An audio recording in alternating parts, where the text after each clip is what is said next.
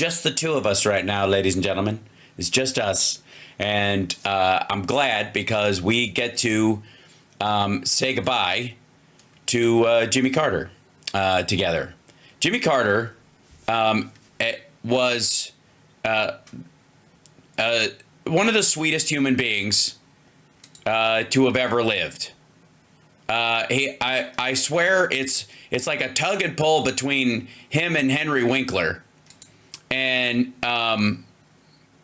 he was, by all measures, oddly enough, and this is, I think, part of the reason why he became president, was he checked all the boxes for Republicans in a lot of ways, if you think about it. He was a naval man. He was a farmer. He was a Southerner. He had the drawl. There was a lot about him that made him a great crossover vote for a lot of people to get him into the presidency. The problem was he was a dyed-in-the-wool Democrat as far as policies went, and is the first president to put solar panels on top of the White House. And don't get me started on how if we'd have just left him up there. Oh, that's right. Thank you, David. I should have brought this up, but I will remind me later to to keep this. I'll make reference to that later. It is truly the greatest live stream of all, but we'll get to that in a moment because we are celebrating the life of Jimmy Carter. When you live to be 100, nobody has to warn you. Everybody can just be amazed. If you were ornery, they can be just impressed that you made it this long. And if you're lovely, it is a double win in that regard. In that you have a long and storied life, and he was a beautiful person, and just his post presidency, I think, made everybody aware of what we could have had.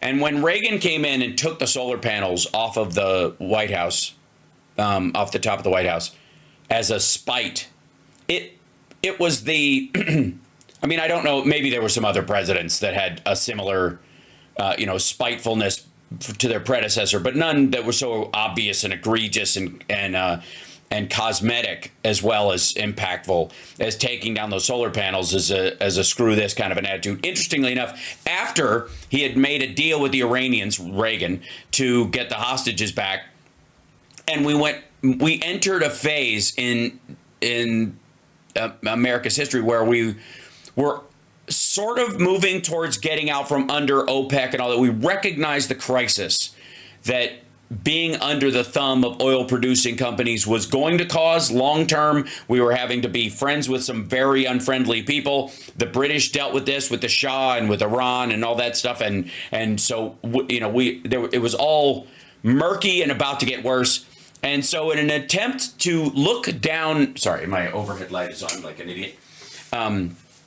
In an attempt to look down the road and say, hey, wait a second, maybe there's a remedy to this that we can start preparing for. We can get out from under, right? We know this is going to be, it's already a problem and it's going to get worse.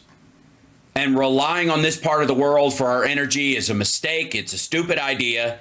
Don't believe me? Ask China right now. They import 80 to 85% of their energy, even though they have all this coal. Unfortunately, they don't know how to do flood abatement, and they dug a bunch of brand new coal mines, and they all filled with water. Anyways, yes, Bush Sr. was an oil guy. Reagan was this kind of resource capitalist, or a believer in it, that it was a way to cement control or eliminate control. You could argue that he was like, one of the ways you suffocate a country is with the resource curse long term. So his strategy may have been long term that we just make sure that all the oil comes from there, because if that's what they focus on, they won't focus on anything else. They won't innovate. They won't create the computers of the future or any of that stuff. We'll do that, and they can just pump black goo out of the ground, and we'll use it to fuel cars. That would be the most generous interpretation of if Reagan had, I'm making this up in my head. I've never heard that Reagan ever had this idea,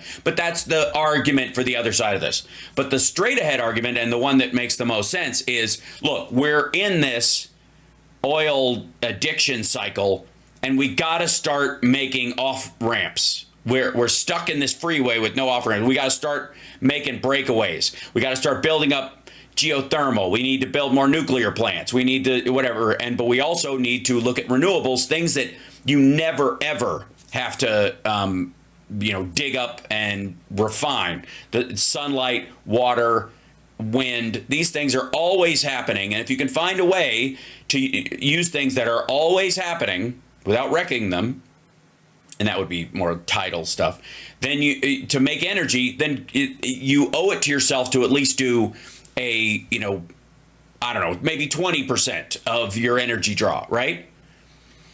And so Jimmy Carter was a pivot president. This is also a thing. He was a pivotal president, whether he wanted to be or not, because of the period of time we were entering into. America was at a crossroads, and we could have gone one way and we went the other.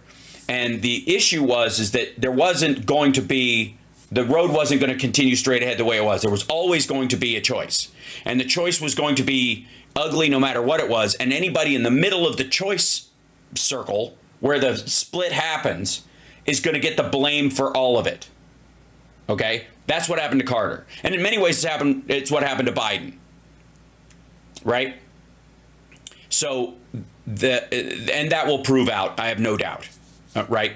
All I want Biden at this point to do is live past the Trump presidency, so a decent Democrat or a relatively decent, by comparison, Republican maybe can do his funeral. And I think it's a blessing in many ways that Carter will have his funeral under Biden instead of some slapdash bullshit exercise by the Trump administration, right?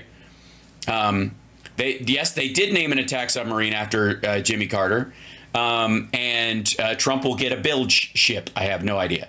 I have no idea what kind of, maybe a series of tugboats. I don't know. Whatever. That's the best he'll get. But the point is that Jimmy Carter himself was at a point in history, the late 70s, the last 4 years of the 70s. America, because of technology and because of the ubiquity of cars and all that kind of stuff, was at a fork in the road.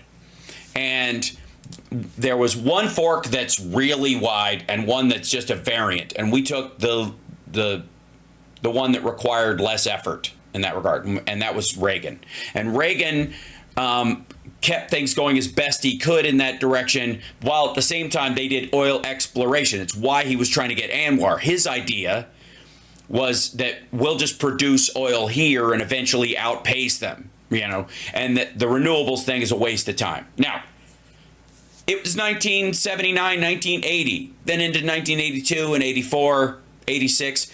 The technology, had Reagan just left those solar panels on the White House and just kept things going in that area, would have cost the American taxpayer next to nothing to continue to support.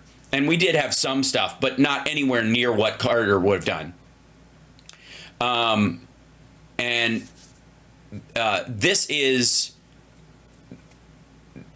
if they had created, just let this roll, if they had just let the National Institute for Science and or the Science Foundation and all these things continue to put out grants at the scale that Jimmy Carter was looking at, the advances we're seeing in solar panels now, as far as their efficiency and cheapness and the available energy and stuff, we would have been there in 1991. And if that had happened, where would we have been now with solar?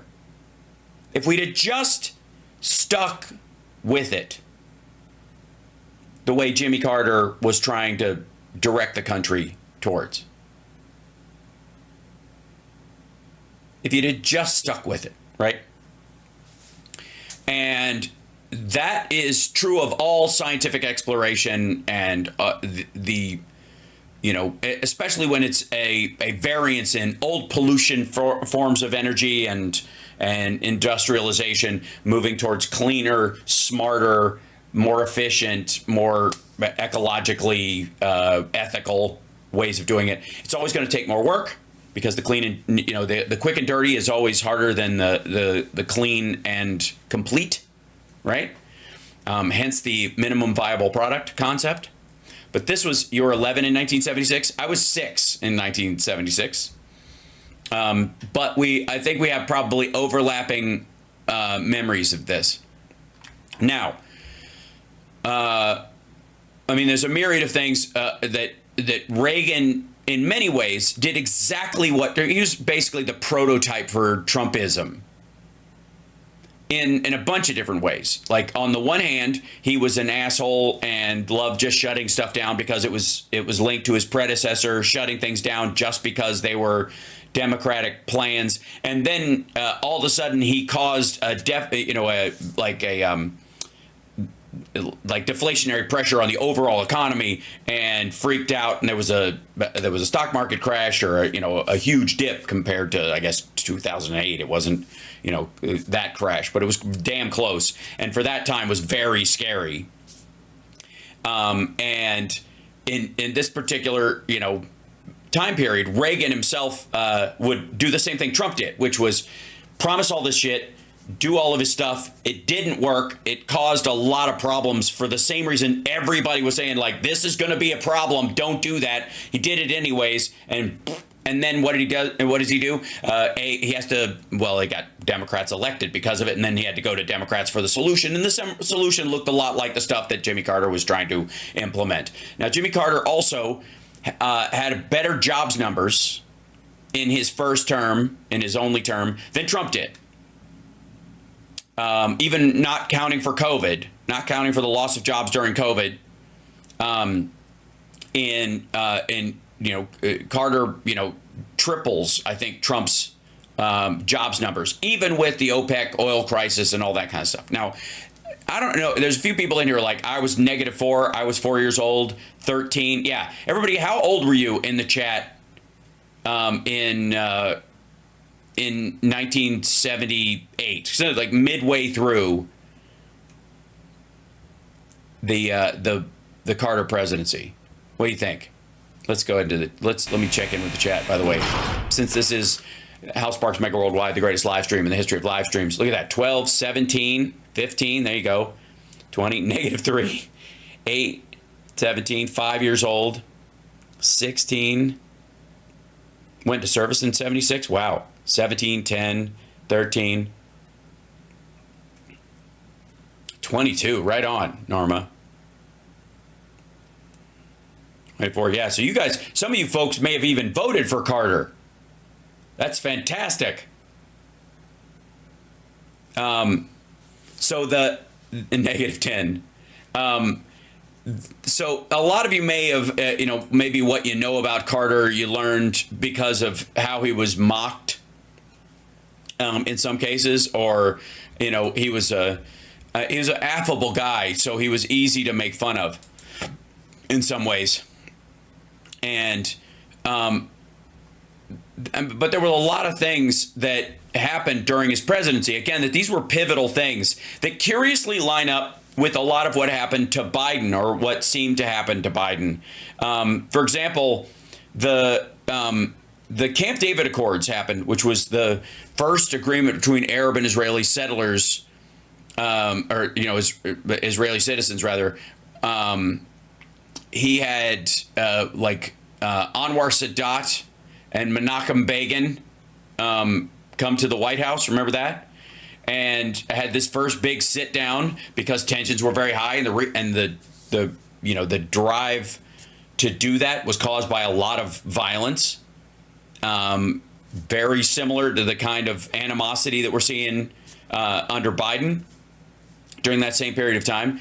Also, just like Russia invades Ukraine under Biden, the Soviet Union invaded Afghanistan under Jimmy Carter. Brezhnev orders this attack on Afghanistan, and it was about oil supplies at the time. I mean, honestly, and all of this was about the lubricant for economics in the world. And Carter's response to it, besides what he could do in terms of the the geopolitical strategy and using the State Department and maybe military stuff here and there, protecting shipments and all the stuff that they had to do, was to sit back and look at this and go, there's got to be a way around this too. Like, why do we even need this stuff past the amount that we can produce ourselves? Hence the push towards solar and the real first advances in the country. And during that time, by the way, my dad was working for the state of Kentucky, but on the side as an architect, he had his own company, and he built two of the first fully solar homes in the United States, if not the first two, and both of them were in Kentucky, and both of them were built into the side of hills to benefit from the insulation of the ground itself. And they were like these half cave houses. They're kind of amazing. I need to get my dad to send pictures of those houses so I can show you.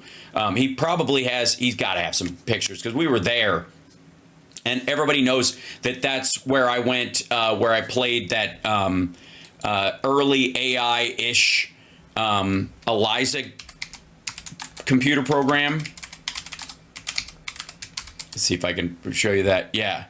ELIZA was this, this guy had a computer in his house, and it was called ELIZA, and it was based on like psychotherapy.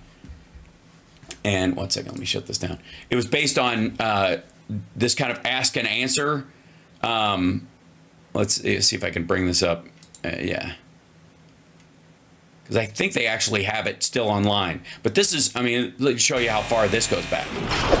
I played this, it's not really a computer game. It's just a natural language response computer program that it would take whatever you said and turn it into a question and ask you to go deeper on it. And then at the end of whatever you said, it would take the last couple of things you said and formulate a question out of that. And you could talk to this shrink program. This was early AI, right? And yes, it's a bit of a psych test, but it was really meant to be a psych, like a chat bot that did psychology specifically. You used it on your Apple IIe. Yeah, I think I want to say this guy had an Apple, and that's where it was programmed on, because I knew how to use it because of the school. We had one at my neighbor had one because his dad was the chairman of the school board, and Apple gave him one to try to get these computers in the schools and get them to, add these to the school program in Kentucky, and he kept one for himself. Thank God, or I wouldn't have had my experience with computers that I've had. But that said, that was for me, that was in 1978, about that, right in the middle of the Carter administration, okay? At the same time, and if you've never played it, I think there's a website. Hold on. What is that?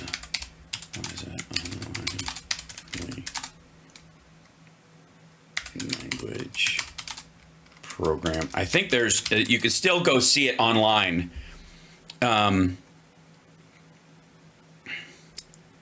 Yeah, Eliza, first type of community interaction, Geeks for Geeks.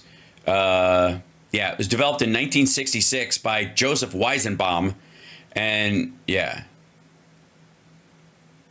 going to see if there's a link where you can still use it. Today is a rudimentary. Get out of here. Stop giving me ads.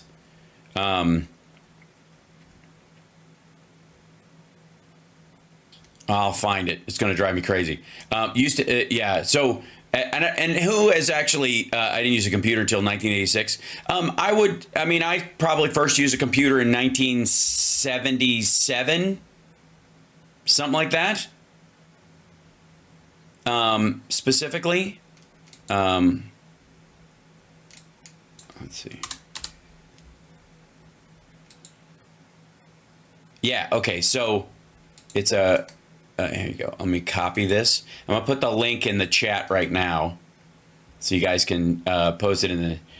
Fullerton has a version of it. ELIZA is it's Rogerian psychotherapy. You just type in a question, concerns, and hit return, and ELIZA will answer it for you. And let's see, comms. This would be, yeah, that's it. That's what it looks like. It's super simple. It's just this panel, input, text.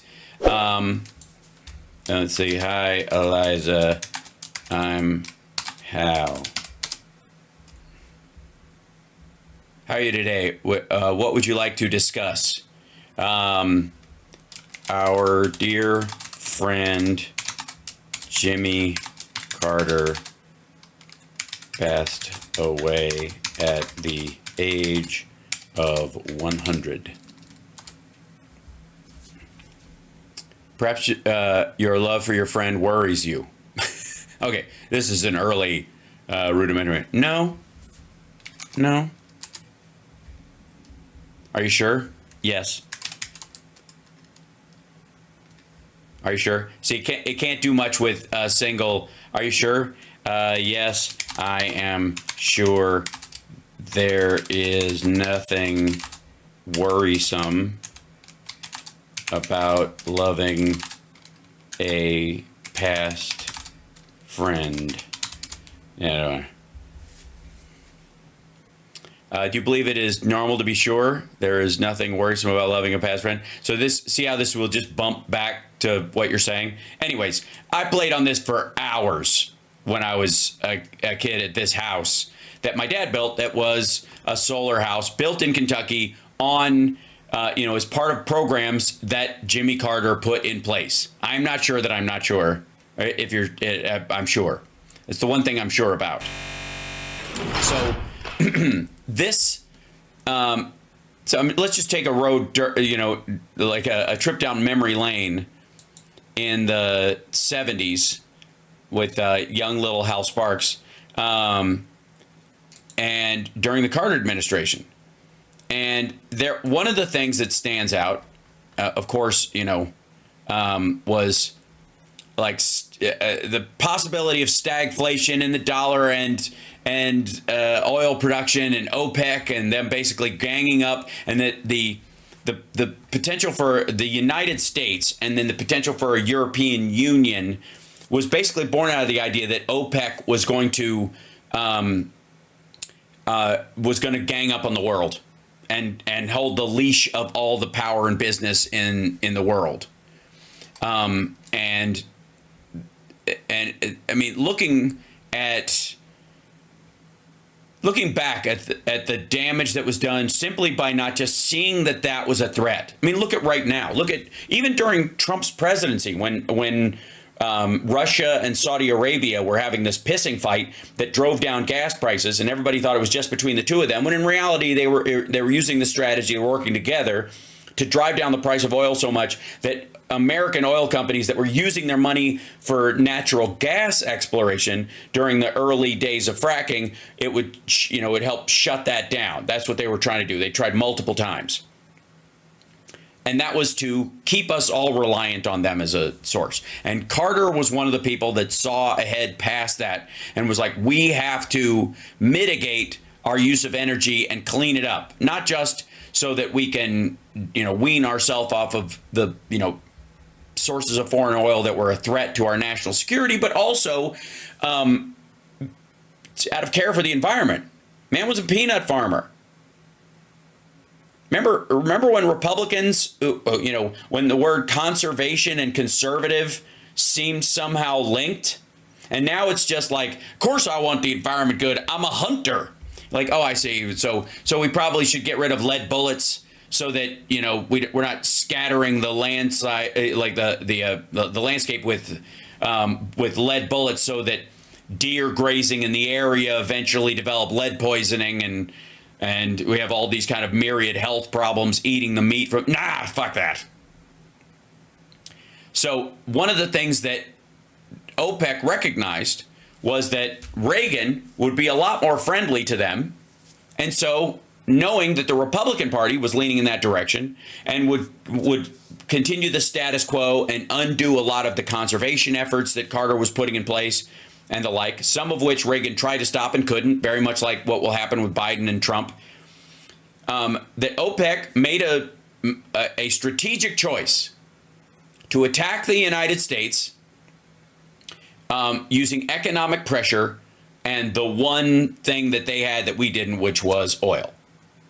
And so they tormented effectively the Carter administration with long gas lines and disgruntled people and all the stories of people shooting each other, in line for gas or siphoning gas out of other people's cars. That was when locked gas caps, or when your gas tank cover had a button inside the car, so that you had to pull that to open it up so people couldn't pry it off and get your gas out without actually having to, you'd notice, because they'd actually have to destroy the thing to get in it, right?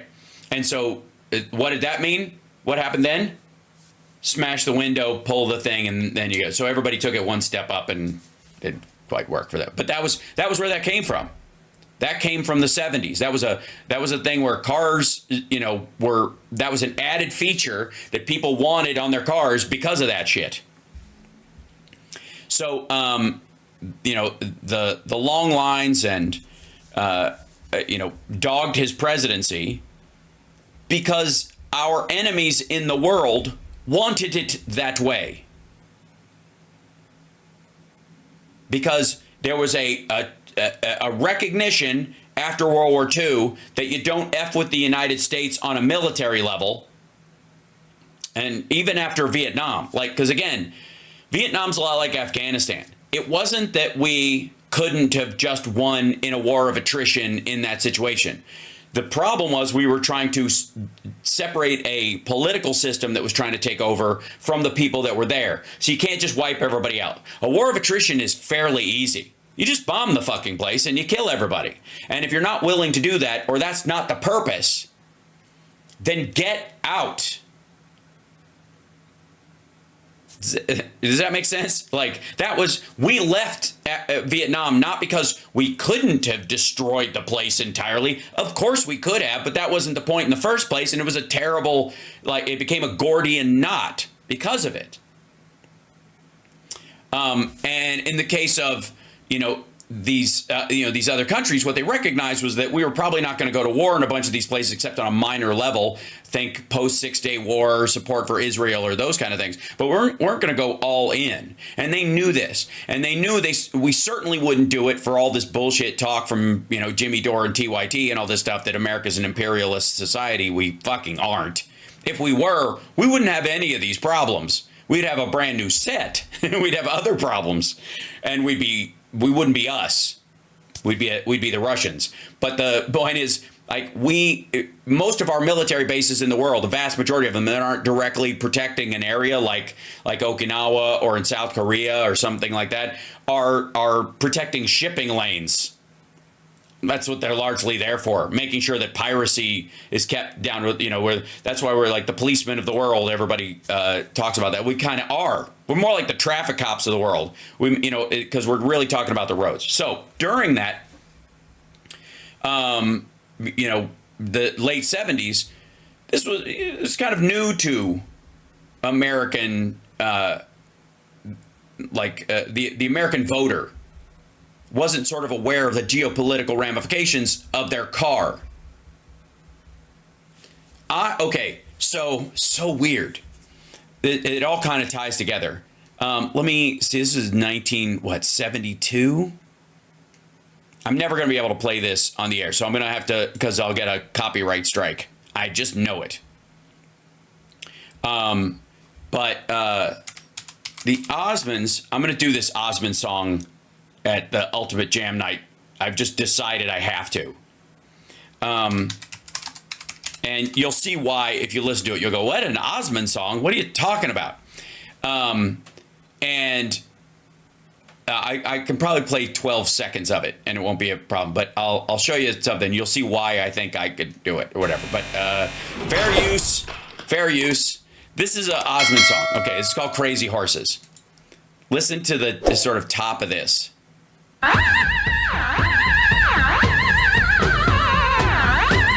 That's Donny Osmond.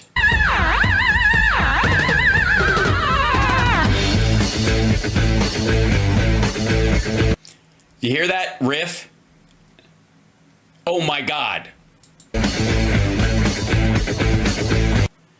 That's nuts. Now, I'm not going to play any more of it because I will get right. It's totally badass. It makes no sense with the radio. It's such a great song.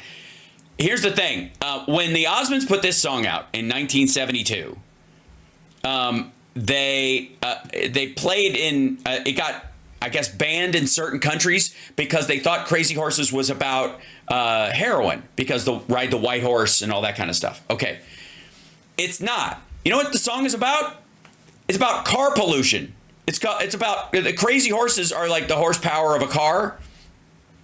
And it's about how they're choking the air with choking the sky with the bad air that they create and the dust of their feet and blah, blah, blah. But the song is about pollution, because that's what the 70s were largely about. This is 1972. So 4 years later, we're in the middle of, we're at the beginning of the Carter presidency, and it starts to ramp up.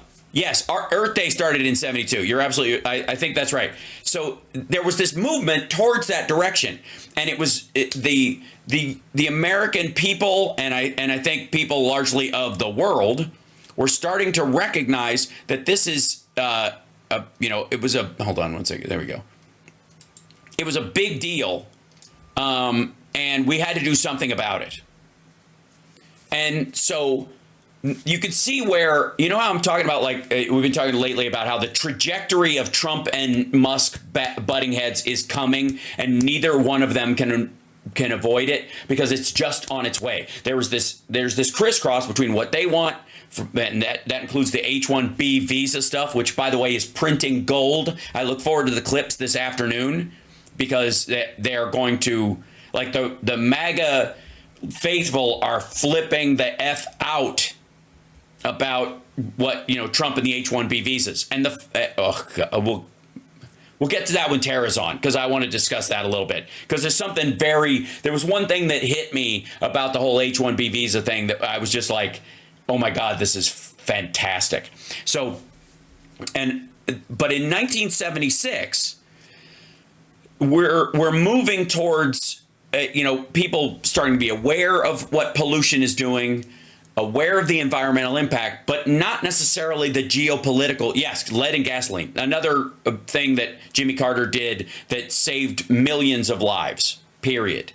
This is the same thing with, like, Biden taking lead out of pipes. It's very similar. So many parallels. But as we're getting into the Carter administration, there's this lead up towards, it wasn't just like city people choked with fumes that were starting to care about, give a hoot, don't pollute. The old Indian who was an Italian standing by the side of the road as people threw trash out of their window. Pollution on all fronts was the awareness of it was becoming, ubiquitous throughout the country. But there was still this geopolitical aspect that people didn't quite grasp, where the oil came from, unless you were, again, drinking from the fire hose of news, which was a trickle back then, because you only had 3 news sites and your local newspaper. Maybe you got the New York Times or the Washington Post, something like that. But the rest of the time, you just got, the Frankfurt Herald, right? So he comes in right at this hinge point where people are recognizing the need to deal with pollution on a massive scale. It's all over the media. People are also dealing with it in their lives. We're recognizing the health impacts of it. And yet there is this disconnect from the fact that we're also geopolitically tied to these really gnarly countries that don't mean us well. Why didn't they use a real Native American? Because it was the 70s. And all the Native Americans they found didn't look like it. I don't know. Is it like there wasn't this branding movement where race is the primary category? That is another thing. That's another, because it was the 70s. Let's just say that. You know what I mean? It's like, why didn't they use real women in Shakespeare productions? Back when he was alive. That's what they did. We move forward. That's the whole point. We move forward. That's what we're trying to do. Now, there are some elements of the 70s and stuff that are going to come back, and I'm looking forward to them. And this is also one of the things I want to make a point about. There have been most of the hinge moments that Republicans have dealt with have either been some sort of financial click in that they, were responsible for around, say Carter, leaves, and then Reagan comes in and he's trying to give more weight to the Dow than it's ever had, and it falls out. Like the bottom falls out from under it for a little while because they put too much pressure on it. The substructure hadn't built up yet. They didn't wean themselves into it or build. Can you wean in? I guess so. They didn't, ease their way into it. And so it created a shock to the system. And under, I guess, you could argue that maybe Bush 1 had to deal with the first Iraq war and the invasion by Saddam Hussein into Kuwait and those kind of things. And geopolitically, Bush having 9/11, But most of the time under Democrats, it has a lot to do with them cleaning up the mess the Republican before them made, and then dealing with something that's been building in the body politic that needs a real solution, right? That it builds and builds and builds until somebody's got to actually do something to solve this shit. And Democrats often are the ones that get elected to take care of that thing. And then when it's solved, everybody seems to recede back into just this kind of ping pong mentality of us versus them, right and wrong, good and evil kind of simplicity. But when a complex issue needs to be dealt with, you got to have a Democrat. And so that's what Carter sought to do. And the Republicans especially, and certainly what would be the Reagan Republicans, who were the kind of like, Nerf versions of maggots at the time, said, no way, we're not fixing this issue. We're making too much money off of it, and we're benefiting from the fear around it. So we would like it to remain broken. And so Reagan famously negotiated with the Iranians to undermine the Carter presidency, while OPEC, specifically, it's like Saudi Arabia, Iran, and Russia, and was Russia in it at the time? I mean, they were the Soviet Union, so they were producing part of it. But regardless, the Middle Eastern countries were all colluding basically with, as kind of like a generalized, our enemy is the United States. And they were all on that team, even if they had their own disagreements. And that manipulation of, and collusion with Reagan undermined the Carter presidency and created this myth that he was a shitty president, when in fact he was being sabotaged by people outside the country and within. And you could tell that his character and his caring, think how differently the world would have been if he had gotten a second term. If Reagan had maybe, well, first of all, Reagan wouldn't have gotten shot more than likely, but he, let's say he did become president, 4 years after that in 84/85. And, and Carter had 8 years and had helped this roll up into solar and, and other environmental concerns that we all had, got kind of a baseline foundation for that was strong enough that you couldn't, undermine it. And then, the conservatives would have built on top of that instead of spending their time chipping away at it. Does that make sense? Right. So Carter, good guy, actively undermined and vilified and turned into a cartoon after his presidency. And anybody with an ounce of soul can see that in the actions he took after his presidency. But a lot of people don't know this story, and I've mentioned it before. But just to give an example of what is the legend of Jimmy Carter, he was well, he had a lot of jobs over his life, including being in the Navy and a peanut farmer and the like. But let's see here. I'll show you this article on it. This is the young. If he had a slightly different nose, he's Captain America. But here's little blonde-haired, blue-eyed Jimmy Carter as a naval officer, and so he worked on diesel electric submarines. He began working with the Naval Reactors branch of the U.S. Atomic Energy Commission, the Navy's nuclear submarine program, in 1952. Rickover was infamous in the Navy for demanding near absolute perfection from those working in his command. His expectations of the 28-year-old Carter were no different. The young lieutenant was being groomed as the engineering officer for the nuclear plant aboard the USS Seawolf, the Navy's second nuclear sub. Now, this is one of the reasons why a sub was named after him. Why we named an attack sub after Jimmy Carter? It's because he fucking worked on one. A lot. So, as the engineering officer, he was Scotty, and was designing the training program for its nuclear enlisted personnel. The Navy's work in developing the first nuclear submarine, the USS Nautilus, meant that Rickover and Carter had access to the latest and greatest and top secret nuclear technology. So when Canada's Chalk River nuclear facility experienced a power surge that damaged its reactor, the U.S. sent Carter and his team, he was one of the few people in the world who could do it, fuel rods at the research reactor experienced a partial meltdown after the power surge. It ruptured the reactor and flooded the facility's basement with radioactive water, rendering the reactor core unusable. In 2015, in his 2015 autobiography, A Full Life, Reflections at 90, Carter described the incident as preparation for repairing the reactor. They built an exact replica of the reactor, true to the last detail except the actual nuclear material, obviously, on a nearby tennis court to practice and track their progress. Carter and his 22 other team members were separated into teams of 3 and lowered into the reactor for 90-second intervals to clean the site.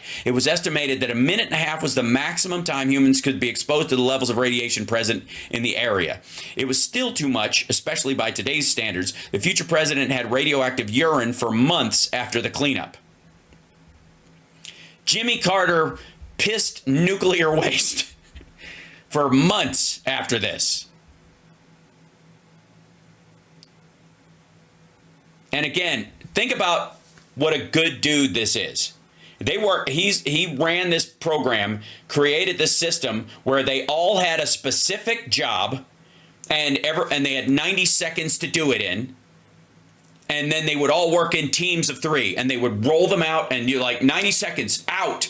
And at 86 seconds, they start pulling them up, right? And so they really probably had a minute true work time, lowered in, lowered out, and their exposure to it. And so you've got a minute to do 10 things and get the fuck out. And the more, if you miss something, if you don't do something, right, it means that you're going to have to send everybody back in another loop. So they had to make these minutes so efficient.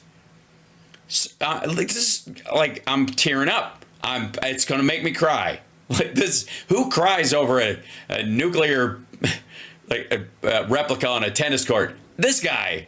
But the fact that he did this with his team and they ran these specific roles, and all the guys on this team knew that they were getting exposed, by the way, to horrible amounts of radiation to try and do this, to stop this meltdown and save lives. And they just went in there time and time again. They went in, they got pulled out. In another, I think it was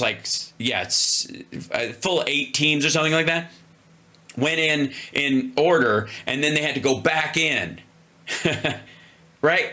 And knowing full well, they're just, at that time, they're getting blasted with radiation. And think about, first of all, what we know about radioactive, radiation poisoning now, their fears about it at the time, the long-lasting implications of it that we now know exist, because, again, he had cancer twice, and that more than likely this was tied to it. Although just being that old and living that long, is reason enough to have something show up. But God damn. And then, yeah, Jimmy said, why not me? Absolutely. Didn't even question it. Just went and did the thing. Yeah, he lived to 100 years old. It's such a life. And look at this dude, by the way. There's one other aspect of him of Jimmy Carter that was boss as fuck. And one of the things that he was just nice. This is the first example of, ladies and gentlemen, of nice guy syndrome, that America is often referred to as a she, and girls like dating jerks, and they always friend zone the good ones. This was what they did. They friend zoned Jimmy Carter and went with Reagan. They always date the asshole, right? That's the that's one of the first jokes I ever wrote. Like I won't do it in front of Jimmy Carter. I'll tell the joke later. Somebody remind me, tell the joke later. All right, and I'll do it then because he's too good a guy to to swear in front of him. But like such like a sweet and dedicated man, and maybe too much so. This is one of those situations where I often joke about like humble kills, that humility can be a weapon against you. Because had he seized on his own self-worth a little more and not been a humble man of Christ the way he was, there's an argument that he could have put Reagan in his place a couple of times, but he was such a good man, he wouldn't step over that line. And he trusted us as the American people, and obviously I wasn't old enough to vote at the time, to show up and do the right thing. And we let him down. He never let us down. So anyways, there's Lieutenant James Earl Jimmy Carter Jr. on the USS K-1 in the Navy. Look at this dude on a fucking periscope, and like here's the whatever the guy running whatever piece of gears right in front of him. I can't tell from there or whatever, but his engineering team, mixed race, just a good dude. Like it's just all around, just shrugged it off. Everything that was a big drag for everybody else was never a drag for Jimmy Carter. Just be a good person, treat people nice.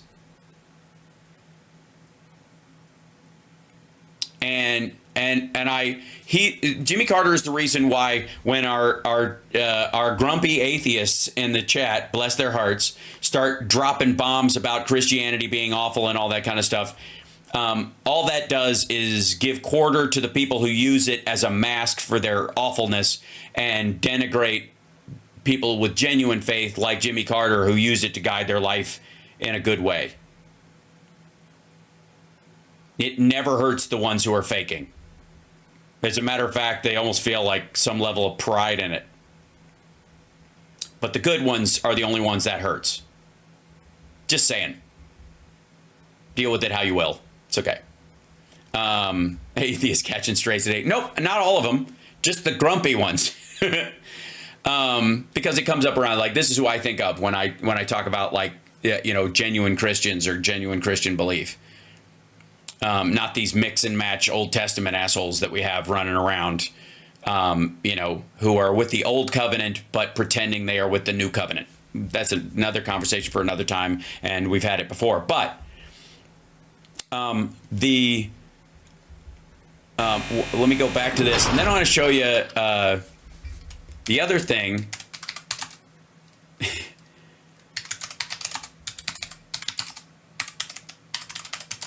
that was, where is it? See if I can find a picture of this.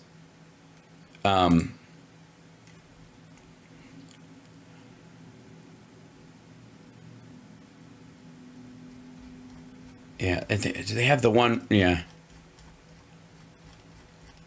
No, they don't have it in this one. Okay, I got to find this one picture to show you of him. And everybody, by the way, hit the like, share the show, et cetera, all the stuff I forget to say.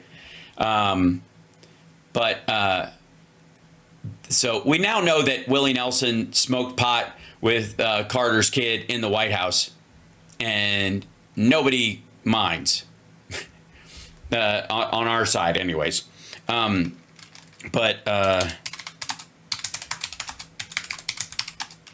I have to show you guys this whole, yeah.